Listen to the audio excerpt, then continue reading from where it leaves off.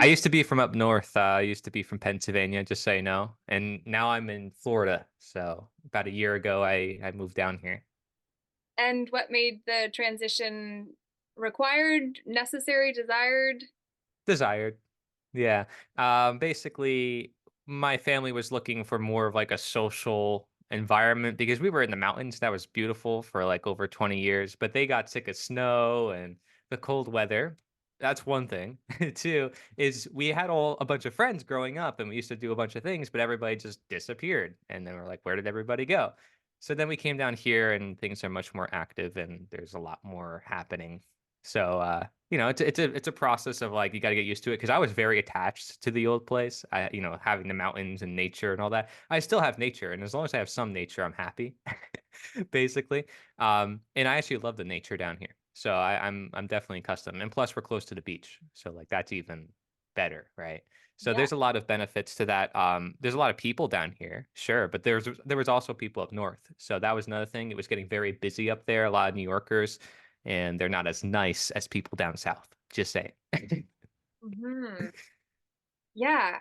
Culturally, I think that literally what's being called for, and part of the reason that I wanted to have this summit, and part of the reason also I wanted Rose to come, is because we're working on a lot of community type projects. Sure. And there's a cultural retraining program or process that's required that a lot of the parallel societies are working towards, but it Mhm. seems that there is still an element of the dysfunction that's being brought into the escapism that is trying to get away from Yes. the old that's still being brought in. So I really wanted to hear your perspectives on everyone that you interviewed with the summit that you had done. And then to also have you share what you're doing and working towards, and then also see if there are opportunities for us to maybe cross pollinate or collaborate Mhm.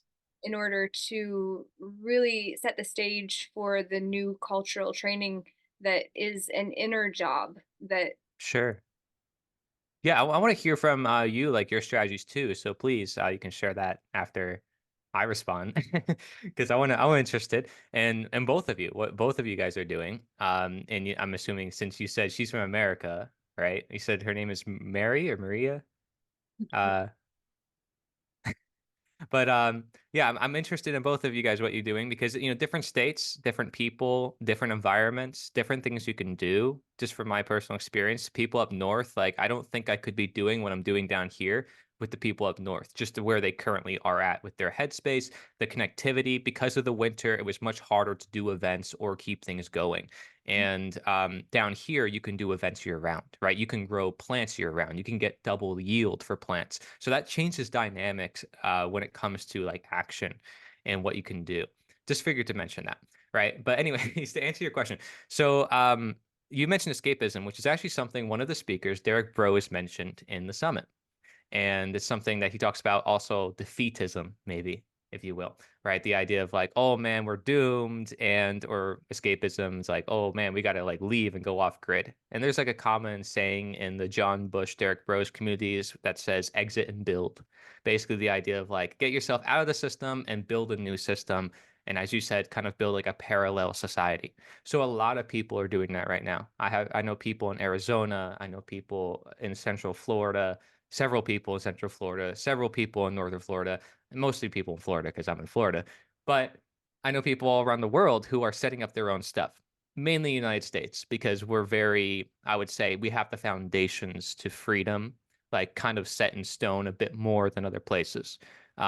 We talk about it a lot more. It's constantly more on our minds. We're less like, okay, let's just kind of go with the flow of things and adapt to our current environment. Let's like constantly be at war with each other and we're causing divisions with every little thing. So in some ways it's good, in other ways it's really bad. But that's the way I look at it. We're kind of like you wanted my perspective on this. I think we're on an extreme.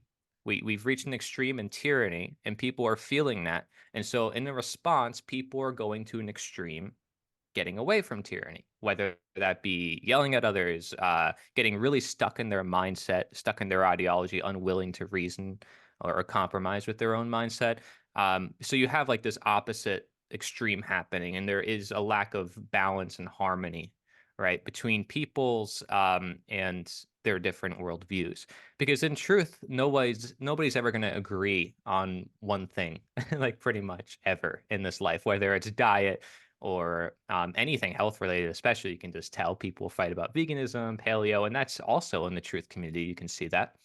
But the same thing goes for like capitalism and socialism and communism, and then if it's voluntary or if it's not, and then even the common law, you've had experience too, where people have feuds with each other.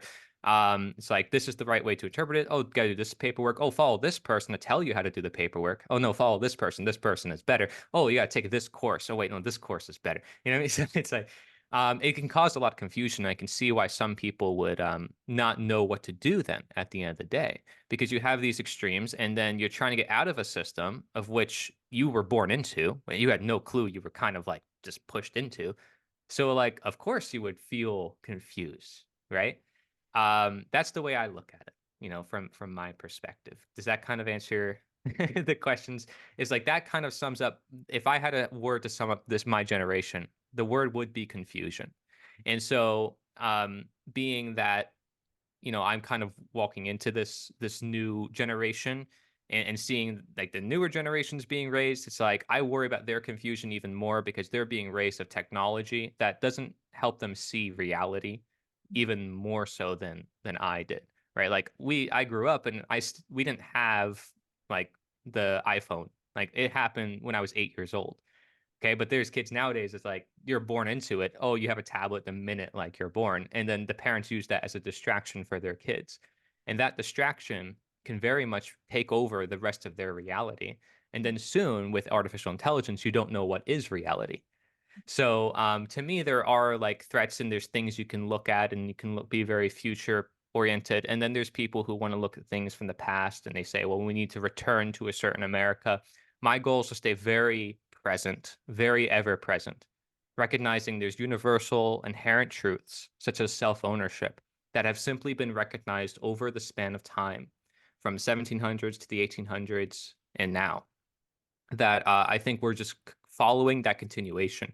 And I saw that as a major theme when I interviewed everybody for the summit, is this continual evolution in personal progress in relation to like collective progress. I'm very hopeful and optimistic for that reason because a lot of the projects that I've seen in this community, a lot of them give me a lot of hope, mostly because I talk to those people and I do a lot of the networking. So I'm there like on the ground. I'm not just online. I do my work like in person too. And I think people should start doing that more. It's like get a network, start doing events. Even if you feel like you're just one or two people, just start doing it and you will find people who think like you or who are open. And I network with everybody, people who don't necessarily agree with me, but who care about that basic foundational principle, self-ownership and freedom. Like for instance, I'll talk to flat earthers. A lot of people have a bunch of views on that. I'll talk to people, like I said, who are vegan or not, and people have different views on that. It doesn't matter. They care about freedom. They care about self-ownership because they want to live their life with that ideology, with a certain way of doing things. They just don't want to be left alone. They just want to live their life. And everybody else generally wants the same thing. So do we really want to get stuck in our worldview and say we know it so well that we should impose it on everyone else with violence? That's where slavery comes in, right? We don't want to create slavery. We want to create freedom, and that means respecting other people. So in a way, freedom is morality. You'll see that as a common theme in the summit as well. It's like talking about morality. And that's only necessary if you're talking about slavery. I mean, it's the whole reason why we ended it. But see, when we talk about freedom, a lot of people don't think about morality. They think about like what's the law to change to make the world a better place economically, socially, and different things. But it's like it all comes down to morality at the end of the day. At least that's the way I look at it. And again, talking with people, that's just the theme that I came across. And I can go over the speakers that we've had and sort of the things they talked about. Awesome. Yes, please, Cory. And welcome, Sandra. It's great to have you here. Rosemary and Laura JeH here with Cory Endrulat, Endrulat, right? Like a lot in life, or is it a lat? Yes, it's a lot. It is a I mean, lot. it was apparently translated from like Lithuanian or German. So it's not even probably the original last name. Okay. Apparently it was like enterolitis. Okay, it sounds like a disease. It's like AITIS or something like that. Okay, well, Cory Endrulat, I'm reading it and I'm hearing it, and then you make mistakes and you just keep going. So I am just in the moment of saying it's February 13th, and I am grateful to have the opportunity to be here with each of you to be able to hear about the end of human slavery summit that Cory, you hosted in 2022. Yes, Okay, December. Yeah. all in 1 month. Yes, it was actually done over the whole month, but it was planned the whole year basically in advance. So it was like September, I think, or so when I announced it, and then I was conducting interviews throughout all those months, gathering a bunch of resources from all the different speakers, and additional more resources that I would find upon my research and my studies, because my focus is abolitionism and the abolitionist from the 1800s as a model for action. You know, you want to talk about action, the abolitionists to me are like, that's where we got to look. Um, and I could talk about why that is too, but these speakers, a lot of them talk about that too, like abolitionism. A lot of them were like, hey, I'm an abolitionist. I'm just a modern abolitionist. And it's true because that's what we're doing. We're ending slavery. So that like that's a term a lot of people are now using. You'll see this like David Greenberg, his channel is Freedom Vibe. He recently put out a really big presentation. He's great. He calls himself an abolitionist. There's others as well I can share with you, but he's one of the individuals I actually interviewed for the summit as well.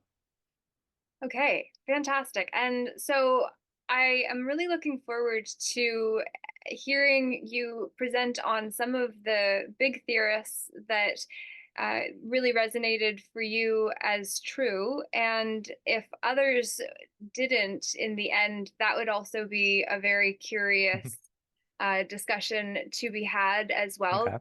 I think that what is missing in the freedom movement is the fact that everybody does have their own tribe and Hmm. everybody is getting disconnected because everybody's trying to do it their way. And if it's not my Sure. way, then you can hit the highway and go find your own way, which is really not the way that we actually end the slavery that we're all part of when part of the public thing.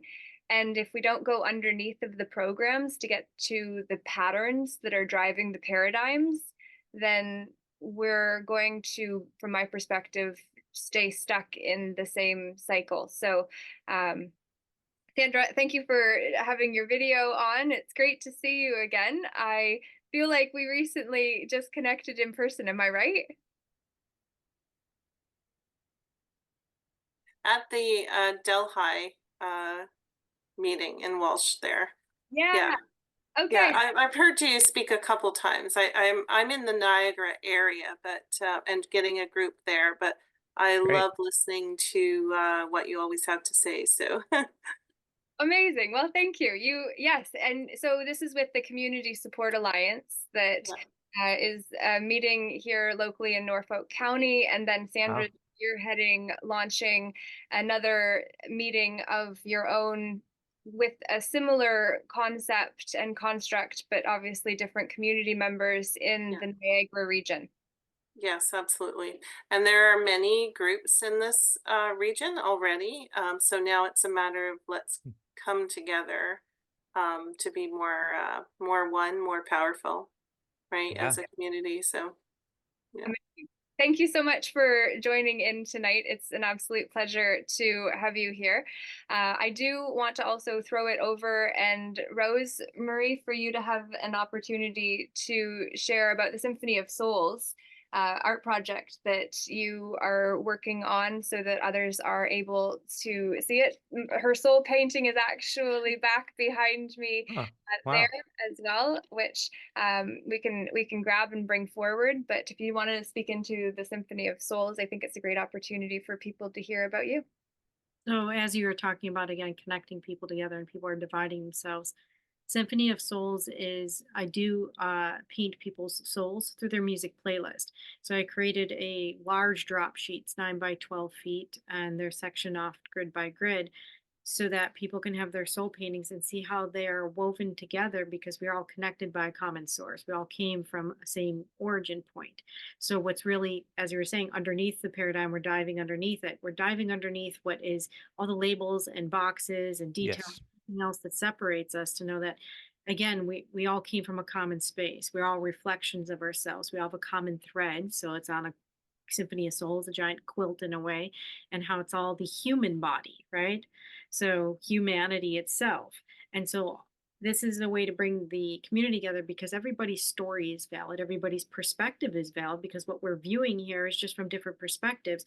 It's still the same core truth. There's still core truths in a lot of this. So Symphony of Souls is designed so that people can be a part of it. Everybody's a part of it. Everybody's valid, and also everybody can see how they're connected together through all of this. Beautiful. Great. Thank you for sharing that. And Wonderful. speaking of humankind, actually, as well, Nancy and Bev with Souls Path Retreat Center in Blackstock, I was just meeting with them and Krishna Deva and Angie Pell as well this afternoon, talking about bringing together an opportunity for conscious co-creation of a new way forward where we can bring the best of what exists and then find the common values and virtues to be able to build the cultural structure and framework that is really required to do what you're talking about, Cory, with abolitionists. It's like everybody that is talking about waking people up. Well, awake is when the ripple effect goes out, and it's the wake after the rock has dropped into the pond of consciousness. And ultimately, if people just get buried in the water and feel like they're being drowned, you're not exactly the friendly one that shook their world up, compared to if we actually have consciously came together ahead of time, because time is the ledger that is tracking the public thing presently, to actually be able to have an alternative that is healthy, sustainable, and functional at the heart, that is heart-based instead of head-based, then we stop having the whole reasonability component present. And actually, earlier today, I was having a conversation with someone in Spain who had mentioned about The Eight by Catherine Neville, and then also Atlas Shrugged by Ayn. How do you Hmm. Ayn? It's not Ayn Ayn. Rand. On Rand, yes. And Yeah. then it actually, the reason I mentioned that is because Ayn Rand actually was all about morality. And Yes. um, it strikes me that with humanism also being the root word of transhumanism and what things are being built off of, when we're only the Hmm. hero man, we can't be the whole man. And then morality, when it gets too much into reason and rationality, because I wasn't familiar with Ayn until I just was introduced or told of the concept in the book yesterday. And then I watched the Sure.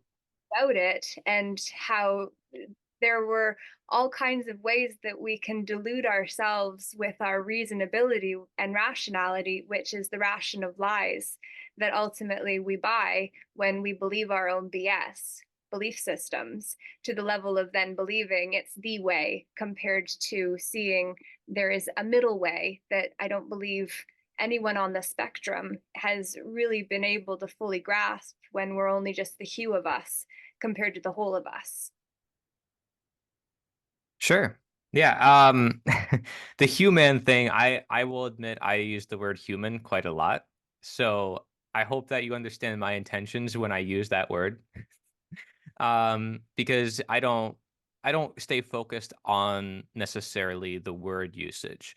I know that might make some people upset in like the common law circles, but like to me, it's all about the intent and the morality, the actions, what's actually being done. And like I said, there's always going to be different ways of wording things, and the way we translate things too can be rather difficult. Another reason why I like looking at the abolitionists, I mean, they were writing in such a way that wasn't too difficult to understand. You go back 100 years from there, you read the founding fathers' works, and it's like, okay, it's getting much more complicated, let alone going back to ancient times when I talk about the ancient Chinese.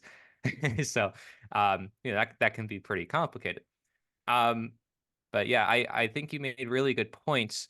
And it is happening. There's a shift that's happening right now where a lot of people are recognizing those labels and those boxes are not working.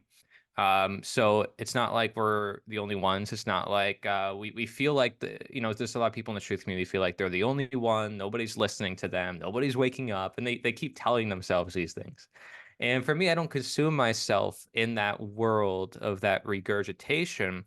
I see that inspiration and that hope because I'm doing it, like I'm putting it in practice. I surround myself by people who care about freedom, who care about others, who don't just have a job, they have a greater job. We call it the One Great Work and the One Great Work Network, Mark Passio's network. And that's just one way to put it. It's recognizing that you have this higher purpose, and so everybody's like on the same page with like, yeah, there's more to this life than just working day in and day out and going for that money. There's like trying to make people happy and caring about others and restoring the environment and a bunch of other things. Which, why in the food forest community here in Florida, I think there's tremendous potential. They have everything that is needed, in my view, to really create that shift in the paradigm. I'm talking about permaculture food forest. Now, if you're not familiar with that, I can explain what that is. But that is such an essential action because it's a new trend. And it's trends like that are really going to help bring the momentum into the movement. And not many people can disagree with growing food. And growing food also helps us prepare and be self sustainable and create that parallel society from the groundworks, from the foundation. Growing food and feeding ourselves, providing healthy food, I mean, that is the foundation to pretty much everything else. Having healthy fertility, being direct connection to nature, having a sense of like connection to other people in that process, and then showing that to other people. I've had direct experiences where people who are totally new to all these concepts will walk through that experience, walk through a food forest, and they're like, wow, this is like the Garden of Eden. And that's because it's possible. And you're telling them that they were not taught this in school. And that basically, and you're telling them this without having to tell them, by just them experiencing it. It's like, wow, this is what you weren't taught in school, and this is abundance, and this is free from the earth. Like you can take a plant, cut it off, and propagate it. And all you got to do is intelligently work with nature, and nature will give you intelligent results back. Right. And for so long we were like monocropping, like let's do mass production, let's just do farming, waste all this land, waste all this money, and just produce as much food as possible. It doesn't matter if we're harming the environment and destroying everything, destroying the soil nutrients. For so long that's what we've been doing. But now it's like we don't need to do that, and we can put it in practice, and now we have every step of what we need. We have the freedom principles and the natural living principles together, which by the way, that they're kind of like one and the same to me. So that to me is very fundamental, is understanding that we could grow food, and that's any part of the world. Florida, yes, we have double yields, we have great soil, but so is like up north. There were Amish that had great communities that were growing stuff. All you got to do is look for your native perennial plants. Okay, and then you get wood chips and you build several layers of wood chips and it decomposes, it builds soil. They built 50 acres of food forest in Florida here on sand. And they did it. They got full yields for plants in not even a year or two. For most gardeners, that would be impossible. So it's simply because they know what they're doing. And we have technology at our use. And so this is what we can do. We can create it, we can put it in action, and we can do it no matter where we live. That's at least one action that I would say is essential, aside from the morality, aside from the freedom, because it barely gets talked about. It's the same thing with voluntarism. It barely gets talked about. So I figured to share that with you. I love that you said at our use instead of our disposal, because the recycling is actually connected to the death cult and everything that is driving towards decomposition compared to use, which is more life affirming because it's using and not abusing, though the usufructuary system has usus, abusus, and fructus as elements to it, depending Hmm. on whether it's perfect or imperfect, which many people aren't aware. But when we start to share in this way, and this is a conversation where, Sandra, if I see you're unmuting yourself, I'll know that you have a contribution to make, and Rose as well. Um, Even though Cory and I scheduled and called the meeting, you both do Yes. have equal right and desire to contribute and participate in the capacity that you feel will add value to those who listen back to the replay as well. So I just like to make that clear, because we're all here and we all have value and we all have the right to speak, and that's part of why these conversations need to be happening more in a conscious way, to be able to come together and know that we all do have value. And regardless of how polished we may feel in the moment, for anyone listening to the replay thinking, oh my, I wouldn't want to have to hold the floor when everyone else's eye is on me. We only get better if we practice, which is really what you're talking about in the permaculture community as well, in a way, because I had a friend mention permaculture as a way that it's like the precursor to the freedom initiatives Yes. were already taking place prior to 2020, when hindsight was the benefit we got in now retrospect 4 years later. Yeah, absolutely. And feel free, Sandra, if you ever want to talk, feel free. You can take me, you can just interrupt me anytime. I have no problem with that. In a call like this, there's no problem with that. As it gets larger and we get the meetings going more often, it'll have more ground rules, just so that we can play nicely together. But I think it's also an opportunity to see it modeled how we wish it to be as well. So, with the groundwork laid for now, I'd love, Cory, if you wanted to maybe use your screen sharing to kind of talk about the summits that you ran, the ones that you gleaned the most from or got the most feedback from or on, controversy or benefits. I Okay. put in a lot of work February 2020. I mean, December 2022, when you did all 50 interviews, correct? Yeah, that was I was like anxious every night. I was like, man, I got to make sure I'm on time. I got to make sure everything works smoothly. Technology's running, because I'm like a one man show. I was running that whole summit, and for years I was following health summits and doctors when they get together, and they usually do it as like a paid event. And this is me doing it all for free, one person. Setting up multiple days, having to get it all planned, and doing live streams each day as well, showing the replays with additional commentary. So there was a lot involved with this project, and it had more supporters than it did my own channels. Like, there were more people watching the summit and involved in the summit than there was anybody that follows my own work. So I was like, it was pretty awesome. And it's probably because of all the speakers, right? And all their content creators that basically just brought everybody to this one place. So that's why we have another continuation of this project called the Liberator 2 Showcase, which, as you know, anybody can get involved with by sending a 1 minute clip. It's structured a little bit different. I wanted to test it out and do a little bit of an experimentation. So, yeah, I can share my screen. Yeah, brilliant. That would be great. So this is the End of Slavery Summit from 2022, and it says the summit originally took place on December 1st, 2022, but you can still sign up and you can watch it, and you still get like all the free gifts and everything. Everything's still there, and so people are still able to access it. The website is nito.1/summit. It's also endofslavery.org. So we have two separate ones that basically go to the same page. And yeah, all these different resources were from each of the speakers. And here it has a button for the new event, the Liberator 2 Showcase. Okay, so that's the one that we're doing now. That hasn't been done yet. Like, hasn't been released yet. So anybody can still get involved, including anybody who hears this recording. Anybody can send a 1 minute video. Just wanted to make that clear. Anybody, everybody. I would love if everybody did, of course, but can't get everybody. But I And this is try. a one-man show too. Huh?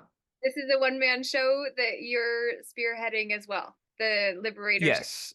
Yeah. I mean, I might know people who do stuff with tech. If I have questions, I can ask them, but I know if I can do it myself, I can do it. Right. So that's the thing. And if I knew I couldn't do it, then yeah, I would ask other people. And for like these big projects I'm doing in real life, yeah, that's going to involve a lot of people. Like I have a list of hundreds of investors and stuff like that to set up this land project that I have planning in Florida. So like that's a separate thing, right? And that requires a lot of collaboration.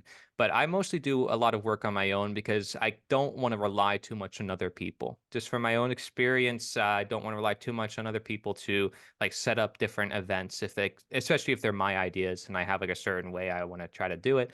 I just like to take full responsibility and just go right into it, you know. And I also don't pitch an idea or a theory unless I know it could be done. So that's another thing too, like the food forest and all that stuff. Like I have a big plan for a massive food forest around the Tampa area in Florida. It's not a theory. Like I know it's possible because I've seen other food forests and where they've been, and they're willing to help us. So like I know it can happen. All we need to do is get the land. And so I'm doing a bunch of different networking because you're talking. It's just for a couple acres, it's several $1 million here in Florida. It's pretty darn drastic compared to other states. And that's probably because of all the tourism and the people coming down to Florida. But I know that once we have it, it's going to be an amazing site that's going to attract so many different people. So that's why I'm also very passionate about the permaculture because we're going to be putting it into action. I already have a bit of a food forest in my backyard, and I've had the experiences that I mentioned in other food forests, like Jim Gale's, who has the 50 acres. Jim Gale was not in the summit because at this time in 2022, I was not in Florida. I was in Pennsylvania. So I ran this whole summit from Pennsylvania.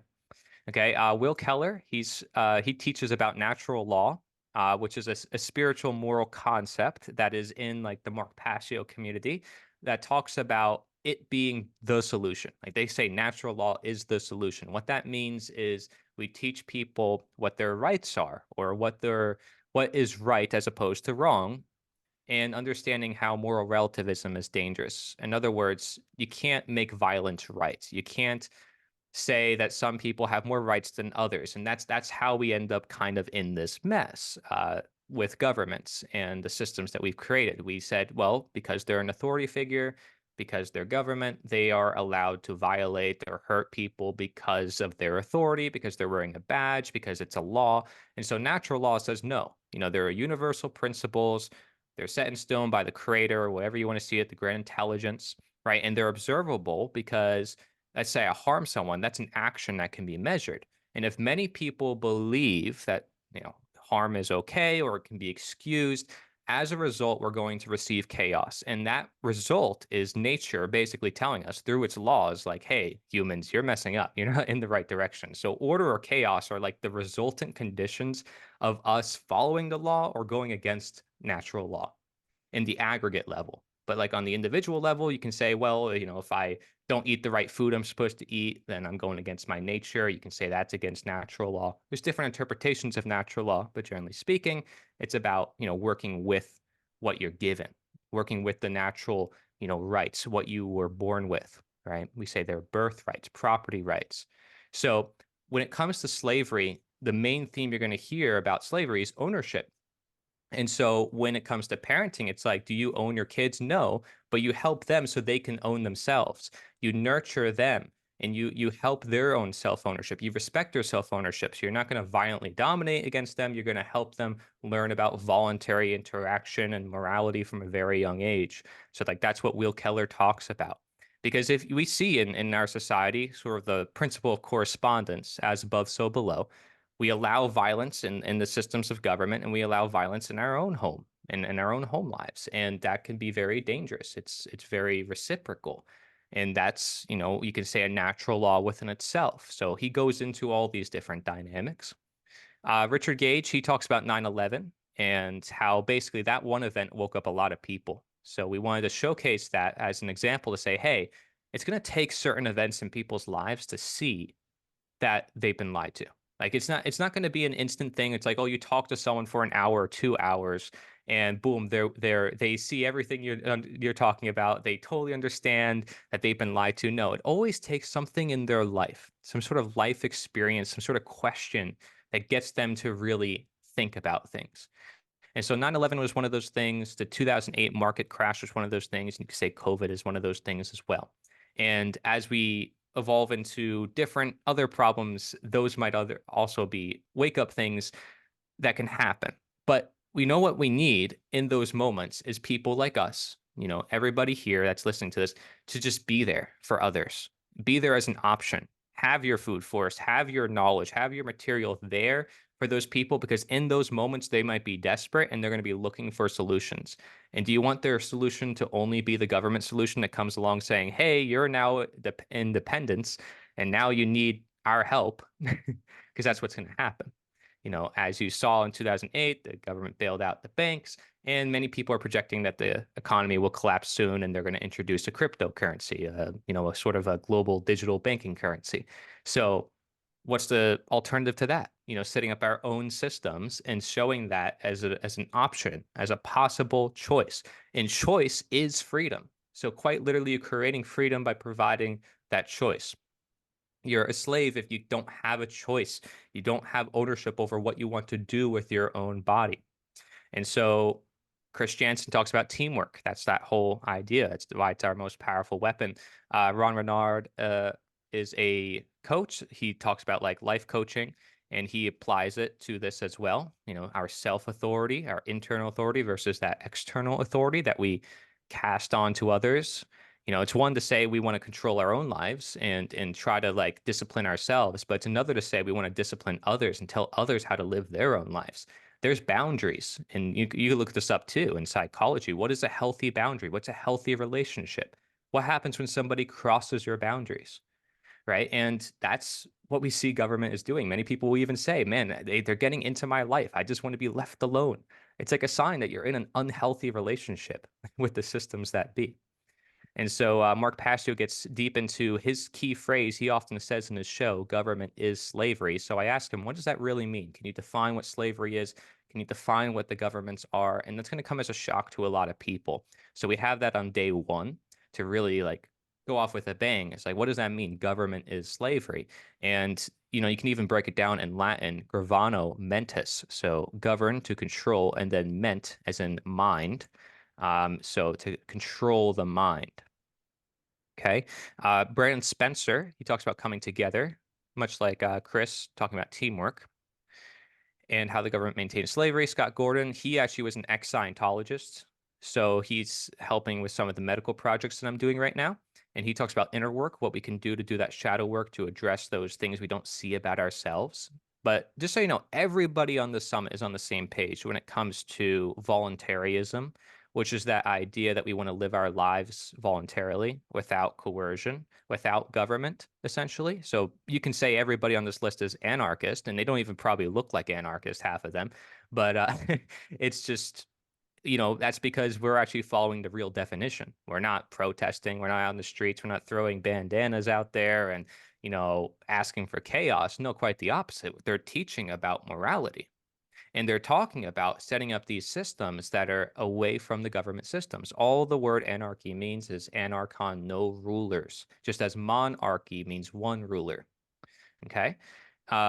Daniel Arnold, he was actually somebody who was in that system firsthand. He worked for NASA. He worked basically in all levels of the government. And so he has personal testimony of how he got out of that. He realized his ego was in the way.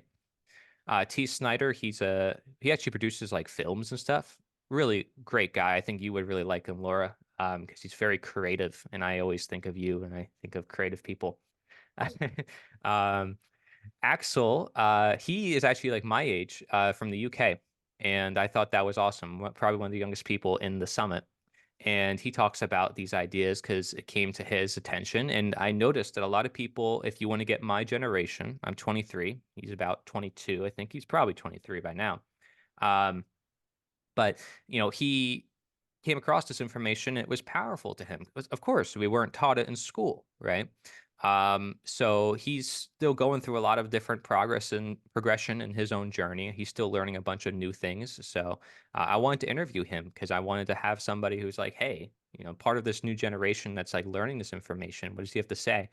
Catherine Waters, she's been doing this for over 40 years, activist, breaking the cycle of slavery. She likes to talk about family unit and health. Stephanie, also in the health field, she talks about the masculine and feminine and the imbalances because we can become a slave to our own mind. And mental slavery is actually the worst form of slavery. You can look at Bob Marley, he says that. Mahatma Gandhi says that. Martin Luther King Jr. says that.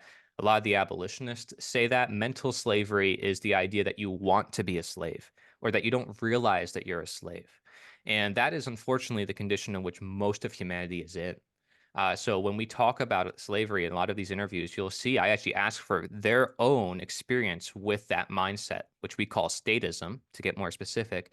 How did they escape mental slavery? How did they escape statism, which is that belief that they need someone in control of their own life? And again, it's an unconscious thing, but if you're voting for somebody in office, if you're voting to change the laws, you are participating in that belief system because you believe that you can't be free. You have to ask for permission to be free, or that a piece of paper makes you free, or that a certain set of laws makes you free. But if you recognize freedom as your natural condition, you recognize truth is ever present, then your authority is already here. Authority is truth. Like truth is your authority. But human authority, like human government, that is not truth. That is not your real authority, in another way to put it. And the abolitionists said that when they were ending slavery. They said God's government is above man's government. Is there any questions so far? I just actually wanted to point out a distinction that I'm hearing you make around natural law stems Hmm. from Hermes Trismegistus's work. Yes. What I'm hearing most people referring to natural law as, compared to St. Thomas Aquinas, who defined four types of law, one of which was natural law, divine law, universal law, and Hmm.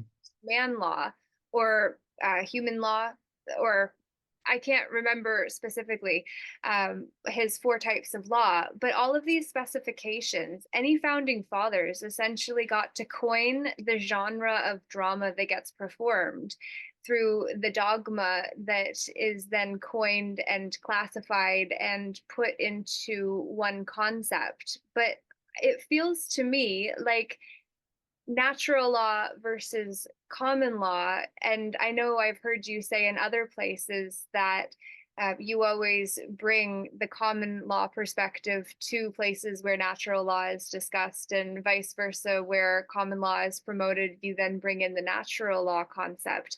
And it's just to say that anything that is outside of us is ultimately limited, specified, and is controlled in a way where the con for our consciousness becomes the troll of the sport game of sport fishing, which is where we're at.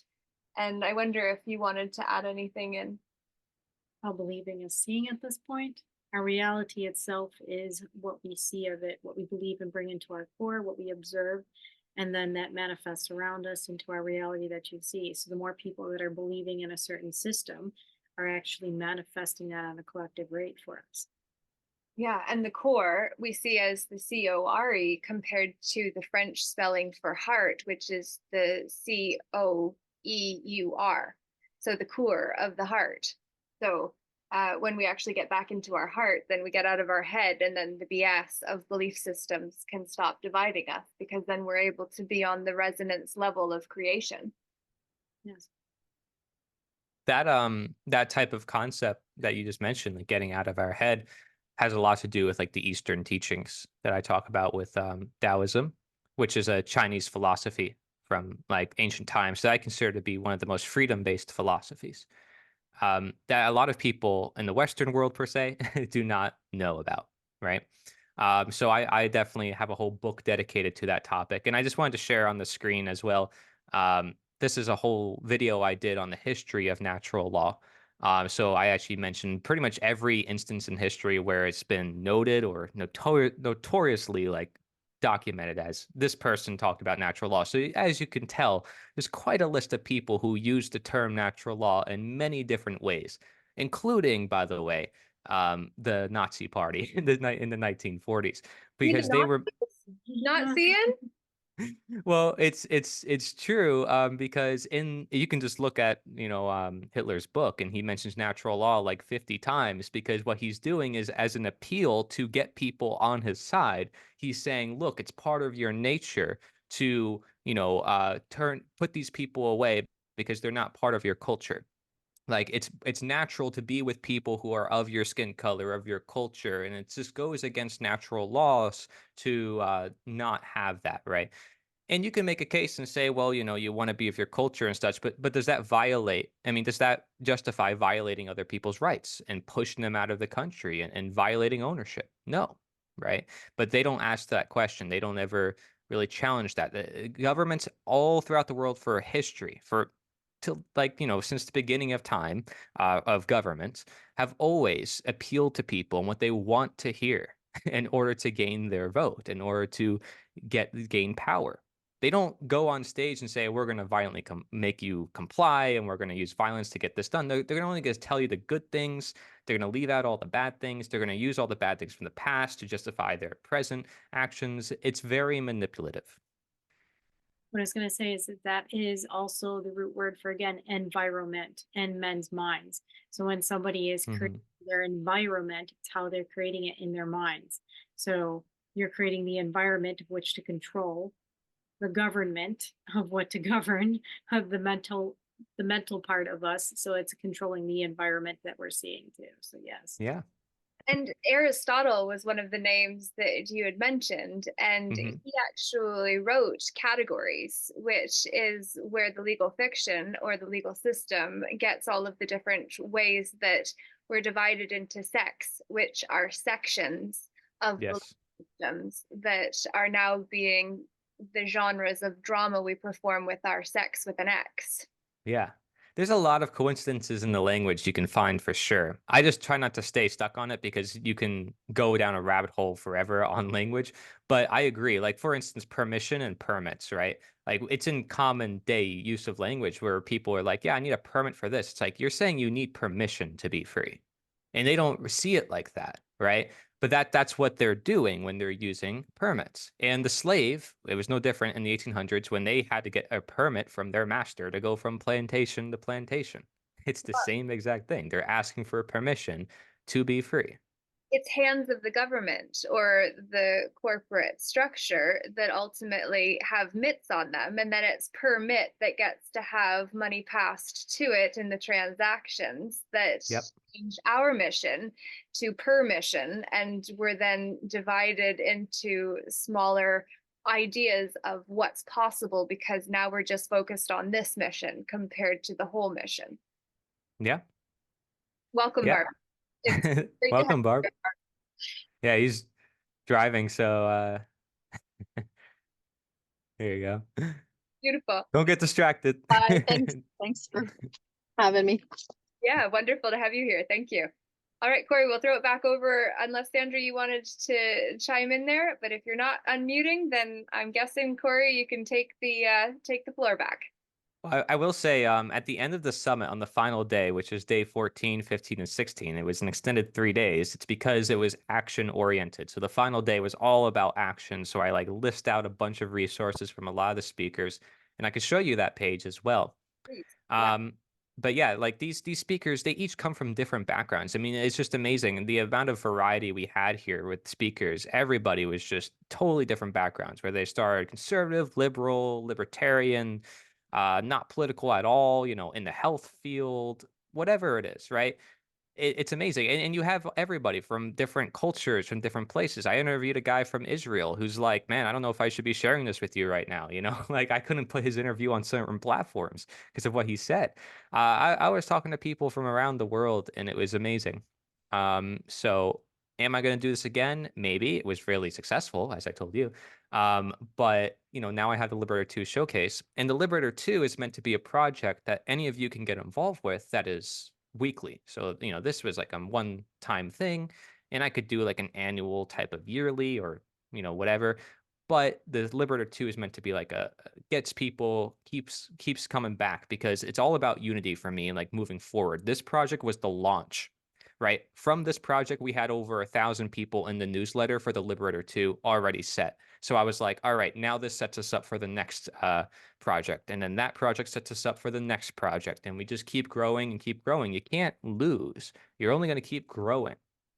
And so we got to look at it like that. Again, if you start an event and there's only 1 or 2 people showing up, that's still progress. And when I was in Pennsylvania, some of those events were like 1 or 2 people. And now I'm in, Florida. I mean, in Pennsylvania, I did make really good connections, and those events grew. But now in Florida, like the minute I came down here, I knew what to do because I did it in Pennsylvania, and so I went to like all these different places and over 20 different places online, and I was just like, all right. And our first event out the door, it was literally like there was too many people. We couldn't actually fit everybody. And so that was just amazing. I don't take too much footage of my events because I don't want to keep, people's privacy. And I don't like necessarily ask everybody like, hey, everybody, this is being recorded because I don't know if that's going to make some people mad. But I do record sometimes the speakers for different events that I do. And the video I did on how to set up your own event in your local area, it's this one.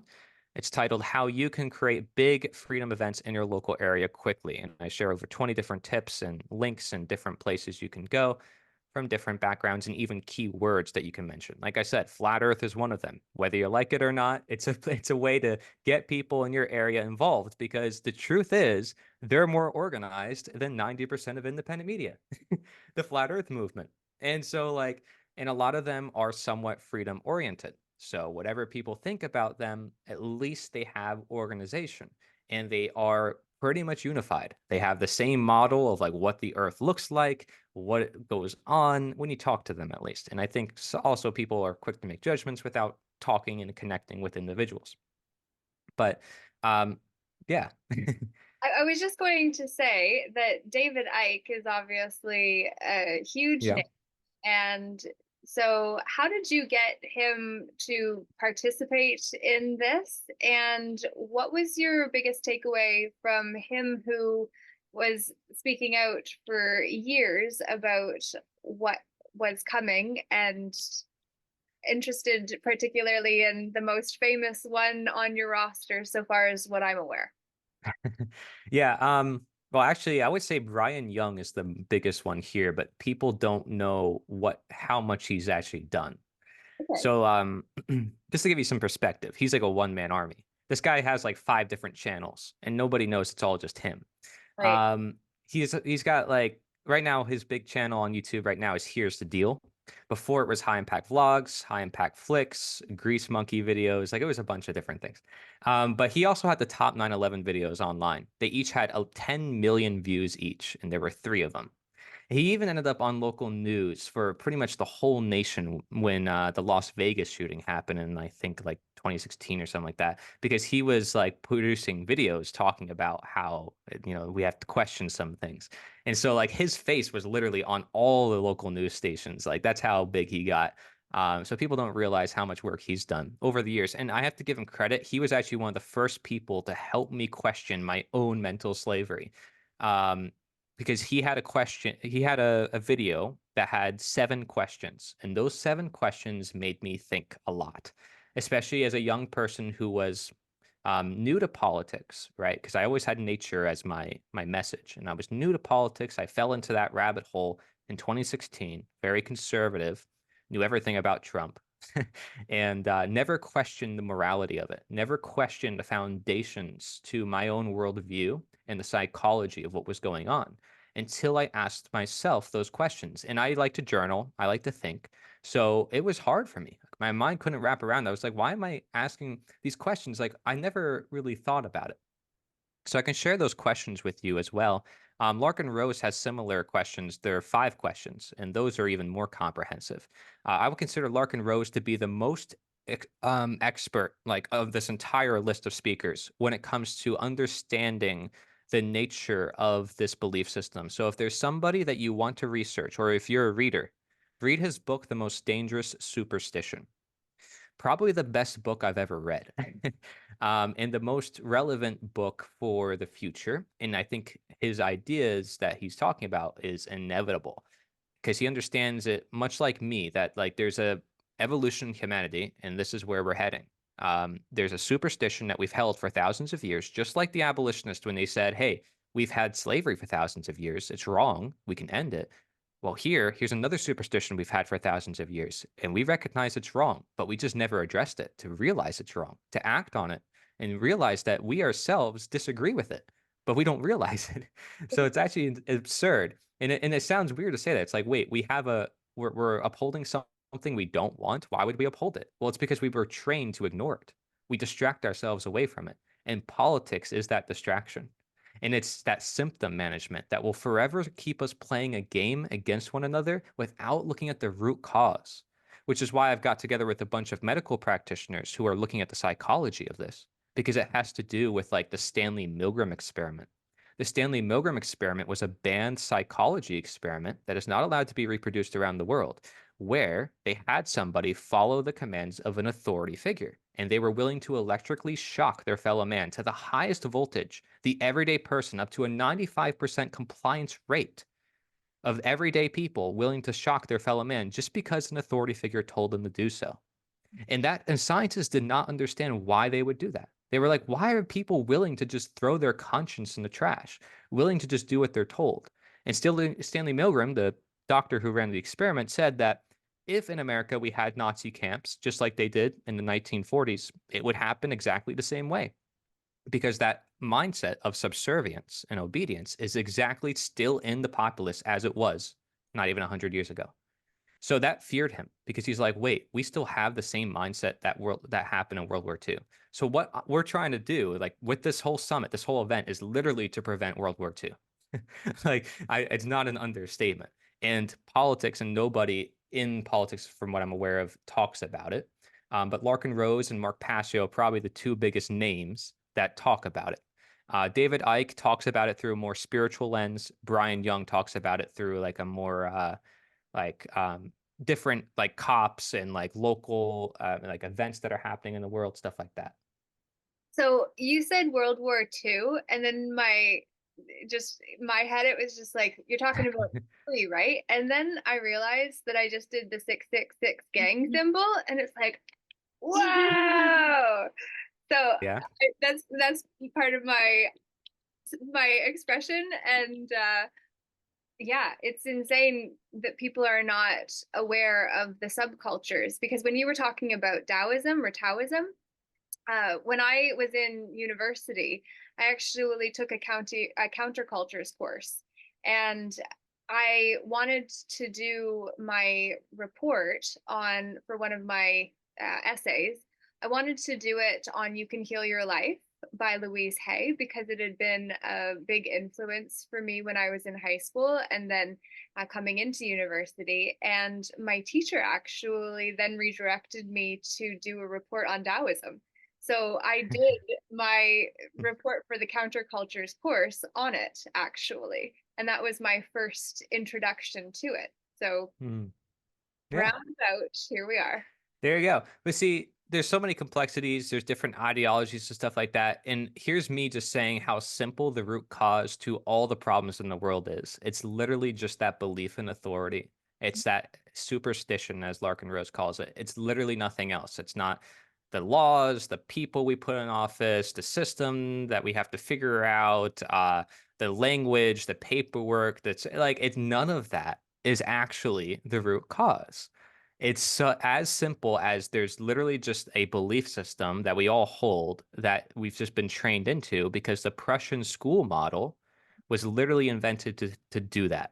And the guy who invented it literally said it was meant to destroy free will and made to help you, become more obedient and not become a doctor, not become like the new innovator that's creative in society. Basically, I could pull up that quote too if you want. But I have this all like in some of my books and different projects I'm doing. I am revamping my old slavery book that comes free with the summit. And we're going to be making that like triple the length. And I'm going to be including a bunch more abolitionist literature because people don't realize the abolitionists said everything I said. They were not just trying to end chattel slavery, trying to just free the black man. It was not about that for them. To them, it was about the truth. It was about a spiritual evolution, like what we're talking about. Like they were very religious people, a lot of them. Some Christian, some deist, and mostly, American abolitionist movement I'm talking about. And they were like the first real anarchist in history because they were the ones that challenged the foundations to those systems. Um, you could even read like Henry David Thoreau or Ralph Waldo Emerson. We learn about them in school a little bit, but we don't go into like what they actually talk about in their writings. Like it's funny because in school they talk about, oh, we had slavery, we ended it with the Civil War, but they don't actually go into what the abolitionists who literally were the ones who started all of it in the first place, what they actually said. So I'm like, as far as I know, there's not really any historians covering that. And I'm one of the only researchers covering that. I had to go to the back of some libraries to find their material. So you don't need the abolitionist perspective, but I am saying that it does support what I'm saying, right? It was amazing. It was a crazy coincidence that the people who were trying to end slavery realized, wait, the governments are also part of that slavery. And it's not a coincidence, actually, because if you look at the very foundations of government, they've always been a system of slavery. It was a simple hierarchy of here's kings who believe they have the right to rule, here's peasants and they don't have the right to rule. If they want to be free, you have to work for your freedom. They call it enfranchisement or manumission. That's what they called it. It's like you have to prove that you're free. And then the master will give you permission to be free. And the same thing went with like the slaves in the 1800s. It's like, okay, you had to be bought and sold. There were certain rules and regulations by the government to tell you what your slave master or slave should or should not do. So essentially, the government was like this higher slave master. And that's why Lysander Spooner said, hey, you freed the slaves, quote unquote, just to make the government look good. So the government freed the slaves. That's all the Civil War was for, was to make the government look good. Like, oh, we freed the slaves. And you just subject them to a government that they don't want. They're still slaves. Like that's what an abolitionist and lawyer from the 19th century said. And if you don't know who Lysander Spooner is, he's one of the best historical figures to study from that time period. He set up his own postal service called the American Postal Service, and the government shut him down because they want to have a monopoly on postal service. But because he provided competition, the price of postal stamps went down. So he actually kind of won. Like we have to give him credit. He actually helped with the prices of the postal stamps in this country just by providing competition. And he was a lawyer, so he knew his stuff. He knew he wasn't against the law. Kind of like now, all these people who are using paperwork who are like, I'm following the law. Look, it says it right here. It doesn't matter. If there's people who are order followers, who are willing to use violence, who believe in other people's authority, it doesn't matter what you have right in your worldview, what laws you say you have right, because that belief in authority will create violence to anybody. And that's the truth. So Mark Passio's name came up earlier this week from someone else as well I was having conversation with, and it's in relation to the private membership associations that essentially are smaller houses that are not under the larger house of the government because now it's claiming right for internal governance instead of external governance. Yeah. Mark Passio's name was referenced in terms of going towards him, and I don't know Mark, but if you do, he would be a really fantastic connection. I'd like to learn more about the private membership associations and how to actually step out of being under the government, because right now we've also now got another overlay of the government now being an international version of that which before was national or Hmm. provincial. And so it's getting another house on top of the house, because as you had mentioned about the liege lord and then the lords and then the vassals, which are holders of title over top of the peasants within the manorial system that became a feudal system, we're dealing with the same pattern being replicated when it's in the hierarchy of the hierarchy. Yeah, it's an involuntary hierarchy. There's hierarchies all the time, like in organizations, business places, schools. It's just the difference is which one is voluntary, which one is not. Government has always been an involuntary hierarchy.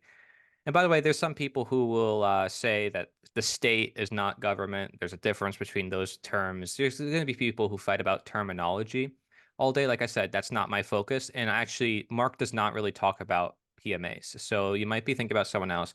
No one in this entire summit talks about paperwork as a means of a solution because everyone here is pretty much on the same page of like, you don't need the system.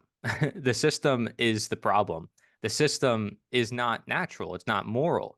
If you want to create a moral system, it's got to be based on voluntary interaction. So everybody here is a voluntarist, which again is like real anarchism in the definition of the term, but we don't use that term because it tends to like draw people away and cause a lot of confusion. So the term voluntarism was created as a result of that. And you can find information about that online. But I in the summit every day there's different resources, there's different videos. I can go to the last day, but you could also sort by topic. So if you want a certain thing, you can. I do have one speaker that talks a little bit more about like paperwork, because he was a friend from Pennsylvania, so he's under the miscellaneous section here at the bottom. But he was a little camera shy, and he was like new to being on camera, so probably the most shy of everybody here. But everybody was great, honestly. All the talks were good. And so you can see like even there was a guy I talked to about medicinal mushrooms, and theogens and spirituality, privacy and technology, education, economics, history, health, shadow work, creativity, the concept of like self-authority, which is sovereignty, right? Super reign, above rulership means you're the ruler of yourself. Funny how the rulers actually call themselves sovereigns, but like we would recognize ourselves as sovereign because we rule ourselves. you know, More wordplay.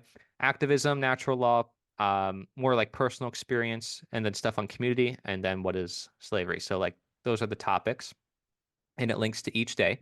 And then the final day is action. So 16, 17, 18. Whoops, before I said 14, 15, 16. I was off. Um, this guy, I love him. He's from Pennsylvania. He's awesome. I always considered him a better version of me because he was always ahead in life. That's because he's like 10, 20 years older than me. And he's done a lot of the stuff that I'm going to do. Like when it comes to when I get like my own house and have my own like food forest stuff. Because I live with my parents, but we have a food forest. We're doing all that together. But I know one day I might have to like, live on my own stuff. So like I'm preparing for that too. But like he's already like one step ahead. He's married, he's got kids. I'm like, man, I'm not there yet. Um, One day, right? Yeah. But Derek Bros, he's very action oriented. If you want to know someone I consider to be the most action oriented in all of independent media, it's Derek Bros for sure. He set up hundreds of different projects. He's in and out of Mexico, setting up stuff there too, all over the world, constantly traveling. The guy is like never set in one place. And he's got a helpful book about it too. And then David Icke is on the last day. And then my co editor, William Douglas, who also knows about the abolitionist. That's how I connected with him. I found his website online doing research on the abolitionist, and he came to the same conclusions as me. Yeah, he didn't know who I was. So I was like, oh man. So now I know I'm not the only one. I'm not crazy. I was not misinterpreting the abolitionist. I knew I couldn't be the only one because he actually like deeply went into it. He knows a lot more than me in a lot of things. So then I did a live stream on the final day. I did an impromptu interview with High Impact Flicks, who's Brian Young, and that was live. And then here are a bunch of things you can do. So action steps, right? I have a campaign that's non-political to educate people. That's timeless. That's universal. I'll be probably sharing this during election times. So I haven't been sharing it much on my channel recently because there's different projects at different times that I think are the most influential.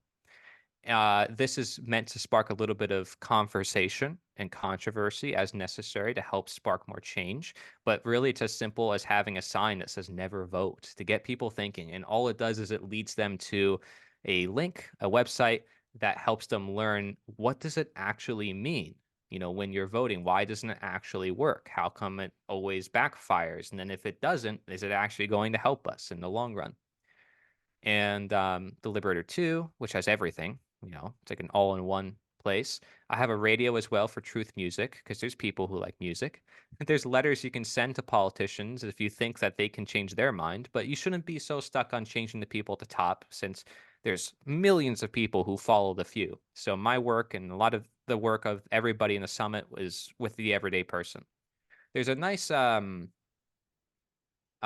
Power versus Political Power. This was written in the 1800s by an abolitionist. And he talks about the difference between using politics and just talking to your fellow man, like actually looking at their conscience and talk about morality. And he goes deep into it. He's also considered an anarchist. But it's funny, these abolitionists did not call themselves that term. It's historians who look at them and say, well, they were against the government, so they must be anarchists. It's like, I don't put myself in a box. I don't put myself in a label. It's like, yeah, it's simply because we don't acknowledge their authority. Technically, we are, but like, really, we're just human beings. And at the end of the day, that's what we are, right? And men and women, whatever you want to say, we're supposed to own ourselves, right? And self ownership is what this is all about. So this is like really nice and detailed. Puts a poem at the end. You can tell he's very passionate. He says, "Glory to God in the highest, on earth peace, goodwill to men." So you read a lot of the abolitionist literature. Very passionate people, to say the least. Okay, but that's just one example of an abolitionist text that we don't learn about. Okay, and Lysander Spooner, if you want someone to debunk the Constitution, Spooner's also good at that. Moms for Liberty, Make Americans Free Again, MAFA movement, the States Assembly. I mean, these are different groups you can network with to set up events locally, and you can use Eventbrite, Meetup. That's all on here. Um, how you can create animations, Freedom Cells, how to find more local people, the Greater Reset. I think they had like their sixth one. What are they? Are they on number 5 or 6? Or they just did their number 5, Greater Reset 5 manifestation. They're focused on action, definitely. And they go in Mexico. It's an in-person event, but it's also streamed online. Very awesome. You can see it says permaculture and food independence, agorism and parallel networks. Agorism is actually just another word for voluntarism. Agorism is essentially the idea of free markets, like working together, trading, setting up these systems, take back our tech. A lot of people talk about, getting free from Google, getting free from those systems as well through technology, and then building free and conscious communities. So I would say very aligned. These are not people who are fighting each other. Nobody in this voluntarist community is fighting each other because they all see the root cause. They see what needs to be done. And, you know, there's so many different strategies and everybody's really open to that. It's not like you have a lot of infighting. I don't see that in this community. But not a lot of people know about this community. That's the only unfortunate thing. So, but it's growing. And the reason why people don't know about it, by the way, is because it's not profitable to not pick a side. It's not profitable to, um, you know, be truly independent in a sense, truly like free in a sense, not playing the game. So everything's here. I don't want to go too crazy, but like I even made a video on like the 4 steps that I think are necessary for total freedom, like in the grand scheme of things, resources that I use, my video editors, everything people are curious about, how to talk to people. This is very important.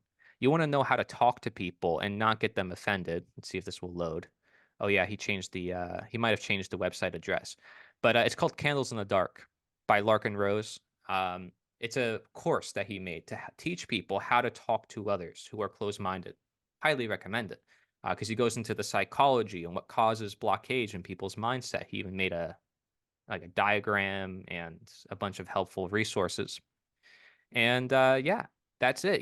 We have literally every type of thing, even stuff for helping the homeless, a learning course if you want to like become more of an entrepreneur, food supply, helping the police if you want to help educate them about this, um, creating your own music. I mean, I tried putting in a lot of different things onto this one website, and that's not even counting all the resources on the liberator.us, which I created 1 or 2 years after this whole project. So definitely action oriented. And I just mentioned like 20 different things. Politics only gives you one option: vote. Change the law. It's like that's not changing people's minds. If you want to change the world, you got to change the minds. Yeah. Again, mental slavery is the root. You got to change the mind.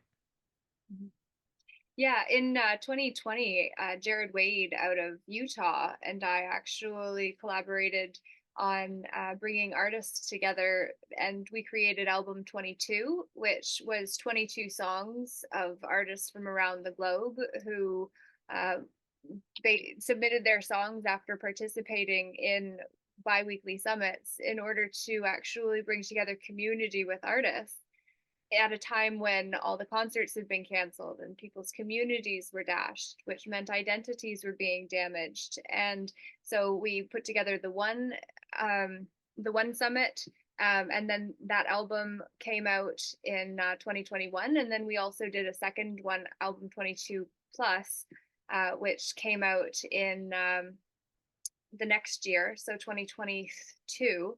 And we're working on doing another one this year, but the details need to be fine tuned. And so that one, album 24, but the title isn't stuck specifically, but bringing artists together. But my desire is for the artists that participate to do the inner work so that then the frequency of pain and trauma and all that we've put into the music when we're communicating isn't then being the resonant frequency that people are feeling when listening to the music, because ultimately Yeah, if you're processing your own traumas and you're doing it vibrationally through the music, the people are feeling that without necessarily consciously having any understanding what it is that they're actually. sure.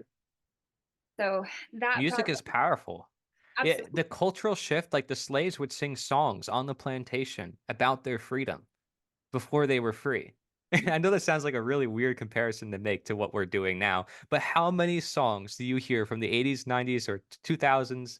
And today, maybe it's a little bit worse from like the mainstream perspective, but um, like how many of them are talking about freedom and like loving others and loving and peaceful world? It's like everybody wants it, everybody talks about it, but they don't know how to achieve it. I want beauty and peace on earth, it's like but at the same time, let's condone violence by government, the hidden violence that we don't see, that we allow through taxation. Simple things like that, taking money that doesn't belong to you. But that's perfectly fine. And yet we want a peaceful, loving world, but let's not challenge the problems. It's like the people who do yoga and they're all about spirituality. Love yourself and love everybody, but let's not look at the problems that are quite literally preventing that. See what I mean? So there's work to be done in every community, but that's when they reach this stage, understanding natural law or voluntarism and these concepts I'm talking about, like mental slavery, however you want to look at it, statism, um, that's it. It's over. Everything falls apart. And you don't need like everything is on a question. Everything is their mind is just like boom, because you got to the root cause. But instead, most people are like trickling down. Like, let's look at this symptom, that symptom, and then I'm going down this rabbit hole. Now this rabbit hole, now that rabbit hole. It's like you get to the root cause, everything just falls down on its own. Yeah. And that's literally what I saw with talking to a lot of people in the summit. Like, how did you wake up?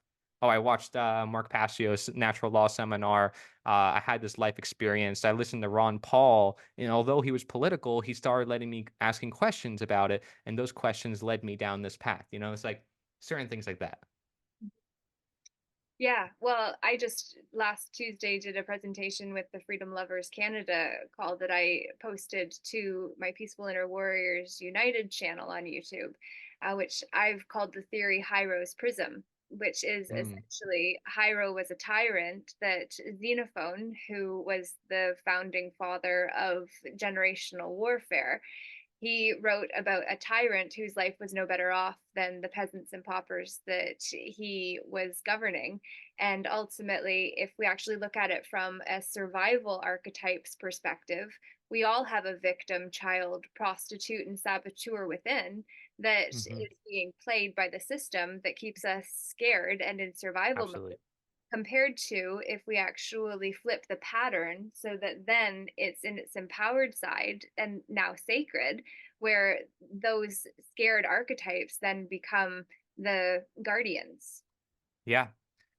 Figured to share since you mentioned that we have a whole series like on Carl Jung. If you just do like a quick thing like on Carl Jung, a search on the Liberator website that I have, like you'll see we have a bunch of articles talking about that. The destruction of the individual by Carl Jung, the worship of the state, because people treat the government like God, um, and how they treat it like a cult, and how the state actually promises a utopia. So everybody thinks like people like me are utopian for promising that they can literally just live in a voluntary world. I'm not saying how that world looks.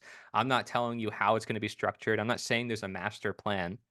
And yet, that freedom is fearful to people because they want to have everything figured out. Like, oh, it needs to be a certain way. And there needs to be like, I need to know everything that's happening. It's like, that's the problem. If you study Taoism, it's like that idea of like you said, also getting stuck in our headspace. Like we think we can plan out and subjectively cast what we think should be the world and how we think everything should run. And in that process, even if we think we're correct, we end up failing because we're not to be the one to do that. Like nature is spontaneous. The Taoists would call that Wu Wei. It's like everything happens on its own. And so basically like the trees, everything, like your heart beats on its own, your lungs breathe on its own. But yet, like when you try to force things, like you try to make your heart breathe, you try to make things grow, it actually causes the opposite reaction.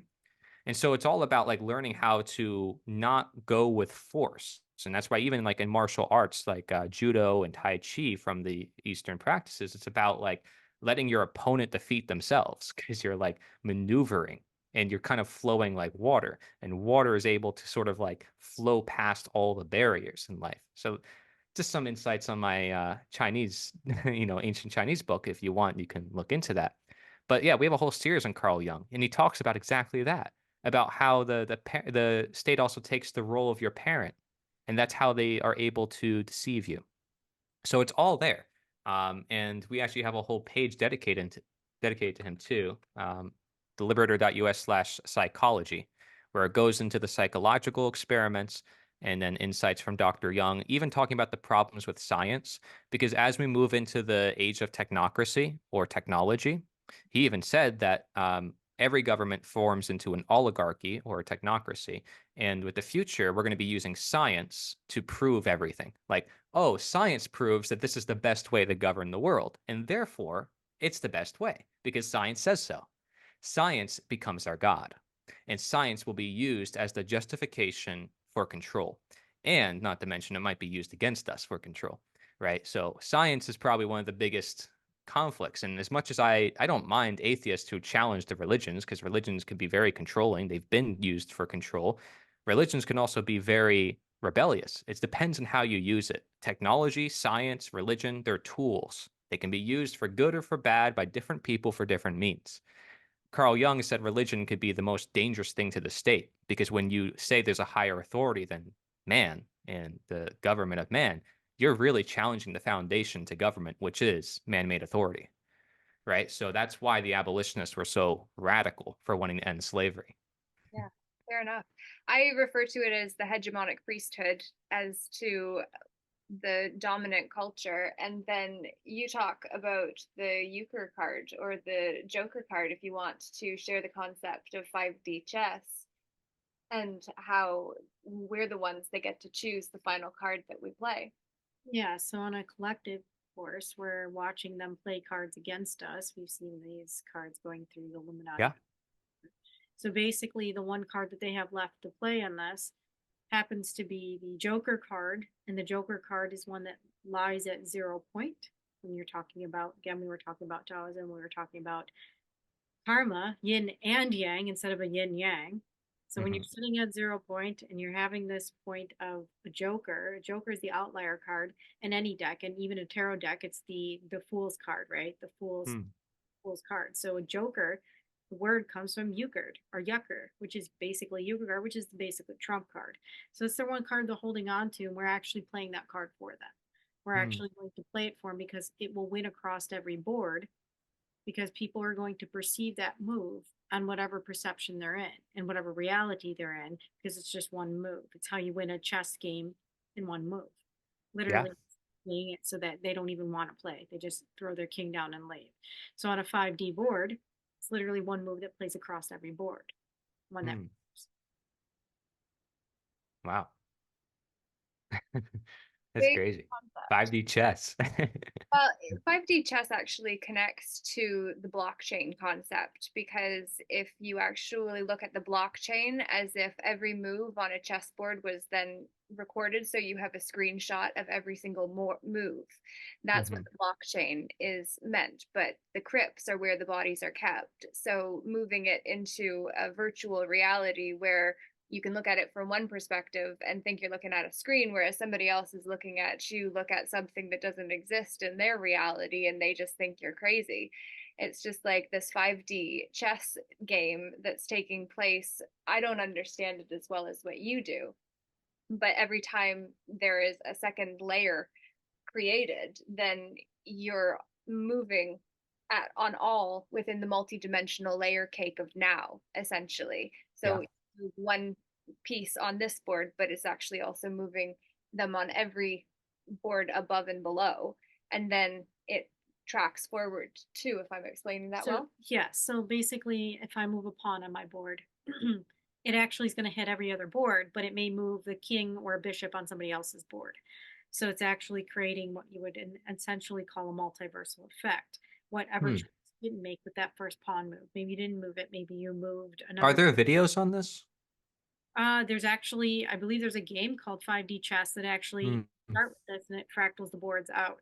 And then Yeah. you're literally trying to play all the boards and look for whatever move you can make in this particular board that will butterfly effect each one. You don't Hmm. want to put your queen in jeopardy on one board Right. because your pawn you moved over here. So it's how you're calculating each move. And then, like I said, there's literally just one move you can play to end all the boards. So it's just one move on a full Yeah.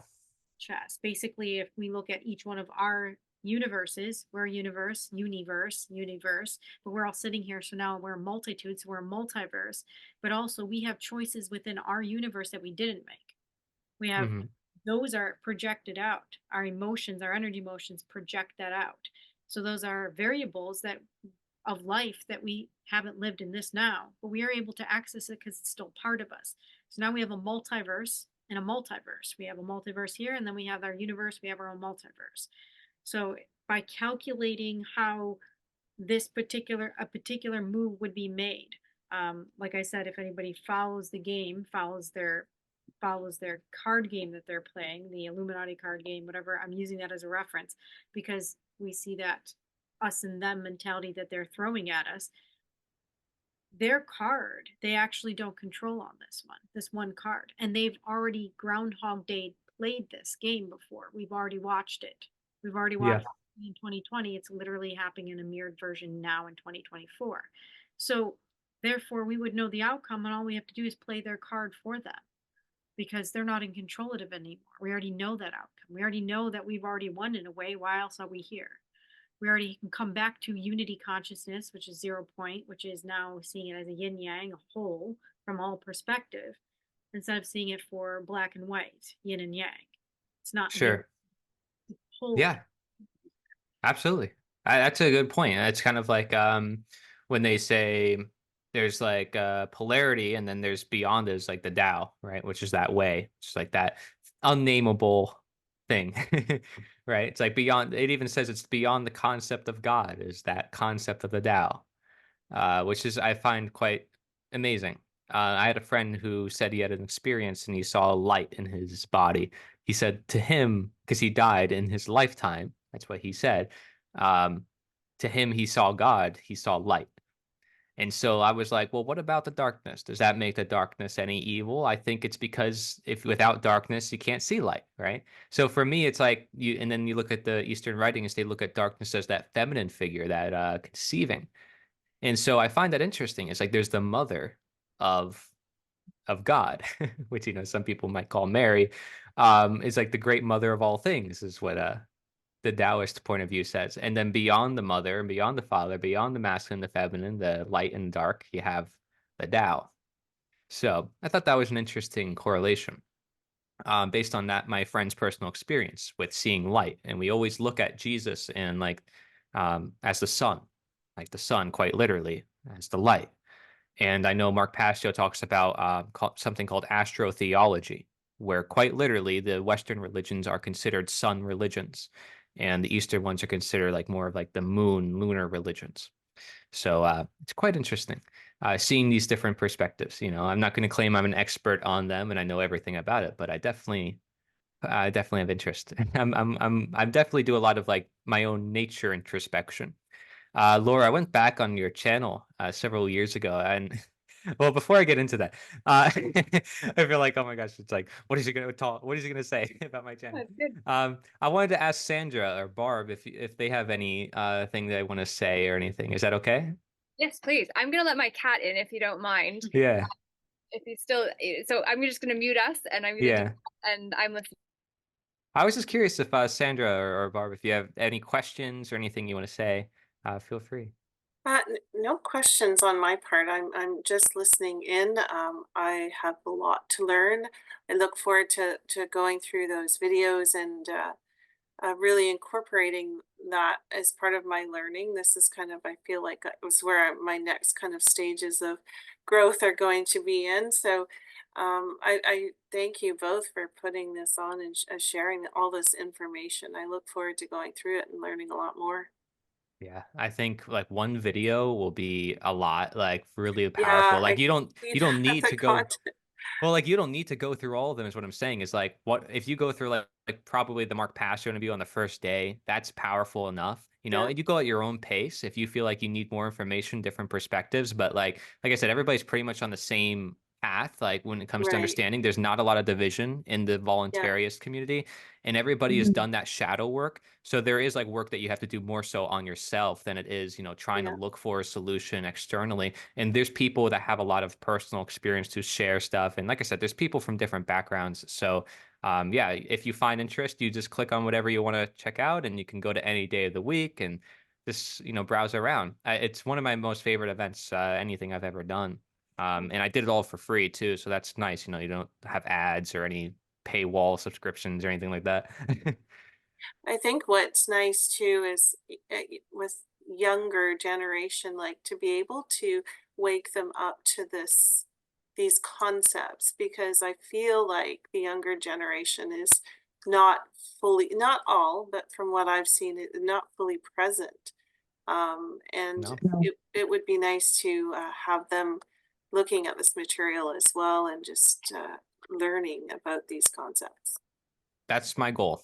Yeah. The land project I have in Florida is going to be designed around that intention because I have ideas for that. It's also I've been in the plans wanting to go to colleges for a long time and just talk to students and ask questions. Mhm. Um, so I need someone to do it with, and I need to get really clear on doing that. I have a lot of other projects, but I definitely have that as a priority. I'd say the land project is going to be big because if I have that, I have a place where they can go. And I could be like, hey, check this out. And if you want to learn more here, you can, you know, visit me or whatever. So like to me, it's kind of like it's a process of where I want to lead. If I could, I'd reach out to them immediately. But like I try to get in touch with some of these colleges, and it's like, I don't know if I can just enter on campus at any time and do whatever. I'm trying to meet people and ask those questions. I'm like, what colleges do you recommend? I asked some professors. I try doing a little bit of that. I'll admit I do it since I do a lot of stuff myself. I need a little bit of help with that on the Florida side of things. If you're not from Florida, then don't worry, it's not you. It's other people. Hmm. But yeah, I have to get to that. It's important to me too. Yeah, for Where sure. is And your now land? come, Hmm? Where is your land mass going to be, and what are you going to be doing there? Sorry, I came in at a very late time, so I It's all didn't good. really understand if you had expressed that. Yeah, it's all good. It's gonna be around Tampa area. Okay. So yeah, I'd say Tampa area. It's probably the best way to describe it. You know, if you're not from Florida, because Hmm. it's like obviously it's gonna be in like this town that I know is more country, more like outside of Tampa, but Tampa is like the general vicinity, and so yeah, it's gonna be around Central West Florida. And there's already so many other people who are doing it up north, like in Florida, and Central Florida, more east side. No one who's doing it around here. And like I said, land is in the millions for just a couple acres. So it's not an easy Yeah. thing. I have to do a lot of networking and seeing if some of the people who've been here for hundreds of years want to perhaps use a small portion of that land to put into something like this. And actually, I've met some people who really like the ideas, and I think we're going to do it. It's just give me a couple months, and I think we'll be there. So what exactly are you going to be doing on that land? Like Mhm. in 30 seconds. So we're looking around maybe 10 acres. If less, that's cool too, because that's a lot of land, and you can do a lot with just 1 acre of food forest because it's very concentrated. And plus, like 1 acre will probably be around 75,000 to 100,000 just because of how much plants you put into like Right. to a food forest. But I'm gathering all the material so I can create this as a model for action for other people, such as yourselves, to do this in your Hmm. state. So I will try to make this easier for you guys once I've done it myself. The Okay. goal is to create a community center, not a place necessarily for people to live, because people ask me all the time, like, hey, could I Mhm. live there? It's like, I'm not trying to create a neighborhood. Okay. Oh, no. As much as that sounds great, intentional neighborhoods tend not to work out because you have all this strict, like, oh, this is my property and blah, blah, blah. It's much better if you have, like, let's say friends within 5 miles of you. And I'm just letting you know from like what I've heard and the people that I know who've tried setting up communities. But this is meant to be an educational place. This is meant to be a place where people from my generation or anybody can come and do events, where health practitioners can practice, where people can just socialize and in like an alcohol-free environment, find some sense of purpose and meaning in their lives. So to me, it's like the all in all. It has everything. I could have it as a headquarters for Mhm. my newspaper. I could have it as a place to do videos and recordings and interviews, like it's just everything. And so, like, that's my goal is to integrate all the solutions together. A library slash community center slash tea shop or whatever, like let's do it. And that's Mhm. that's the goal. And if you want more information, I have a playlist on my channel about that project, and I'll be providing more updates as time goes on. That sounds a little bit like Edgefield in Portland. Is it Portland? Yeah. And I think Jim Gale's working on something like that Yeah, in Jim's helping me. Boynton. Yeah, Boynton Beach. Yeah. Yeah, Jim Gale, he's like, I would say, helping me because like Yeah. he's the one who really started me on that vision of the inspiration of like setting up a food forest since I visited his property at Galt's Landing. And Yeah. so I was like, I got to feel it out in person. It's another to talk about it, another to feel it out and actually experience Hmm. it. And Right. so when I was there, that's when I had a lot of those experiences, and I was like, yeah, this is what I need to bring here. And a lot of people feel Yes. that way. Yeah. I'm hoping to stop by and see him in April just to Yeah, check it do out. it. Do it. Yeah. He's super cool, always open, and like he wants to help other people set up these projects. If you tell him, "Hey, I want to start this up where I am," that's great. Like and like I said, we're gonna try to make that easier for people. He's got a council of 12 that he's setting up, and then there's like a bunch of other things that they're trying to set up, and they're raising millions Mhm. of dollars, and they're trying to get it all like streamlined so that way everybody can do this in their area. And Right. I'm working with them to try to make that possible too. So Hmm. yeah. Oh, that's awesome. That's great. Yeah. It's amazing that someone like him, who was a billionaire, can leave his profession and all that. He was going to go off grid. He was going to have his own house, but instead he made a place as a demonstration place to Yeah. help the world. So he could Yeah. have, gone the route as every other billionaire and to say, "Hey, I'm going to Hmm. ditch you, ditch the world." But Yes. no, Yes. he didn't. No, no, that's remarkable. That's awesome. Yeah. It's nice to see. Yeah, I trust that he's going to be a mentor to a lot of people, which is good. Yes.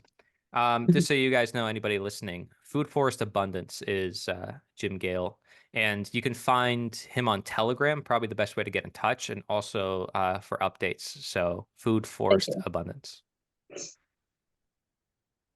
Food forest abundance. All right. Fantastic. Well, it is 10:40ish, and Yeah. I know it's a long day for everyone. I know you said you had some questions as well, Oh and yeah. Well, I just wanted to mention something. okay, by all means. Yeah, you might find this a little funny. Well, like I look back at your channel, right? And I didn't know that you were into like what they call naturism or nudism. But I right? just find that remarkable because, I never got to meet anybody in that community.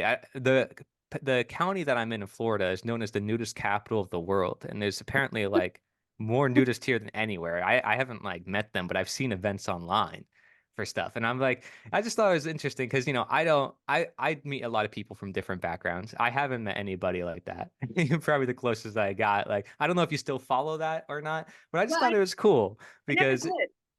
I never actually did. yeah.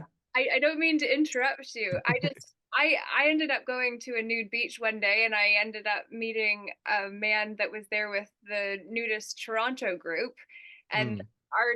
the towel of the guy that I had went there with happened to get parked right next to this group, and they asked us to be involved, and it was just like, I read the disclaimer or the disclosure form, and it's just like, nah, I'm thinking I would prefer for my work to not be then trumped with my body being the focus compared to Yeah.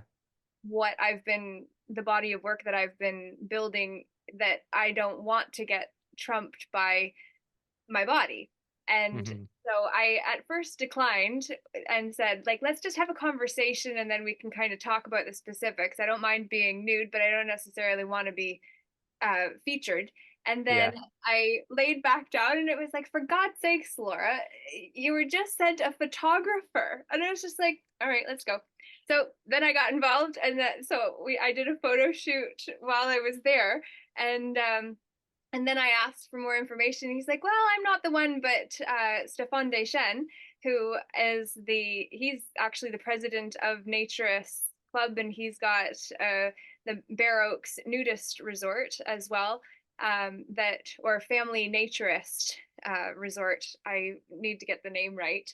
But I'm looking over here as well because we've got Boo Ross, who actually paints in the nude as well. Hmm. Um, so she's got a Patreon and sometimes does um, painting in the buff.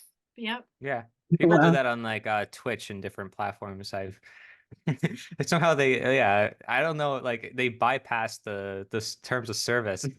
But yeah, it's interesting. I just wanted to say like it's an interesting approach. I'm not against it, is all I have to say. I'm not like totally obviously for it. I'm just saying I'm not against it because obviously my message is nature and I understand where they're coming from and I think it's great. Obviously, when it comes to like how you approach it with force, it becomes really difficult, right? Just like anything else. Like I said, the intentional neighborhoods sounds like a great idea, but with force, when you try to get everybody together and you try to set up a perfect town community, it can get messed up. So like I think those are both great ideas and they have to do with the truth that we talk about in ways that we don't see. What I found really interesting when I went to the resort in order to do the interview with Stefan, that is my most viewed video, naturally. So it's the only one I've got, Oh my I don't goodness. know, over 60,000 views on or something, that none of my other videos have more than a few thousand, but that one is the one that continues to get returned to. But what I found really interesting about that visit was you have to get naked in the parking lot and then you walk in naked. And it's just like, I live my life in a naked way. Hmm. So when I came on, I don't look at people's bodies generally, whether you've got clothes on or whether you Yeah. don't. I just connect with people. And so I found it interesting because I don't identify as a naturist, nudist, Right. naturalist specifically. However, I live my life in such a way that I was in my element even though I didn't have clothes on. And so I found it interesting because I would love for people to be able to experience that experience without having to necessarily undress as well, because obviously everyone's comfort zone's Yeah, different. But exactly. a very conscious experience that I had when I came in, and it being about the body, but for me, it's just a way of life without necessarily having that as a natural part of my life. Sure. Yeah, I think there's value in it for sure, and I think it goes overlooked. But but yeah, I totally get you. I just wanted to get your view on it, and I know it's interesting. Because I just, our society is so desensitized to a lot of things that have to do with nature. I mean, people look at me strange when I just talk about raw milk or like, raw eggs, or people do raw beef and tartare in France. There's people who do raw fish and sushi in Japan. And these are some famous dishes. I do beef tartare, a lot. And I sometimes like have like raw steak. It's the same thing. It's not like a crazy thing to people in our communities, because it's like, yeah, we've seen other things that are truthful, but to the average person it's like, well, what are you talking about, you know what I mean? So it's just, as you see more, you're just getting back down to nature. For Yeah. instance, like I sleep on the ground, I don't have a bed anymore. And I know it sounds weird, but like that's another thing they did back in like in Asia. And people who suffer from a lot of back pain, look it up. It actually helps them. People who don't know how to solve it, it's because they're correcting their spine. And I worry about my posture because, I'm sitting in this chair and I'm always typing or whatever. So um, I thought that was quite interesting. I do experiments here and there to just test things out, to test the theories. Well, tonight has been a beautiful experiment, and I'm grateful that we five wound up here live. So, thank you, Cory, for making this possible to have got this happening in the first place. Rose for coming over, Sandra and Barb for each showing up and participating and adding value, because each of us do matter and have great value to contribute. And if you're not already part of the Peaceful Inner Warriors United Assembly group on Telegram, I'd love for you to join. Cory and Rose and I are in there. Sandra, I believe you may be, or are you part of it yet? I'm not sure actually. I've got so much going on in Telegram right now, so I will definitely find it though. I feel like I am. I just have to put it in a different folder Yeah. so Well, I pay attention. you're more than welcome. Peaceful Inner Warrior United Assembly, Barb, if that is of interest, we would love to have you there. And we do keep it a video game free environment so that we limit the amount of external drama and can instead focus on creativity instead of reactivity, is the intention and desire for it. And with that, I will ask Cory for a final word, and then we're going to round out the night. Nothing much really. So I talked a lot. I don't know. You can go to the liberator.us. That's the main site where I am most active, put out a weekly newsletter, and I provide updates for everything, land, project, and different resources, new knowledge, everything that to me has not been created is meant to be on that platform. So basically it's a one-stop hub for everything freedom. Beautiful. Yeah, so the liberator.us. Love it. Thank you. And have a fabulous night, everyone. Thank you. Thank you, Laura, so Thank you. much. You too. Thank you, Laura. My pleasure. Have a great Thank you, night. Sandra. Thank you, Thank Barb. you. Thank you. Thank you, guys.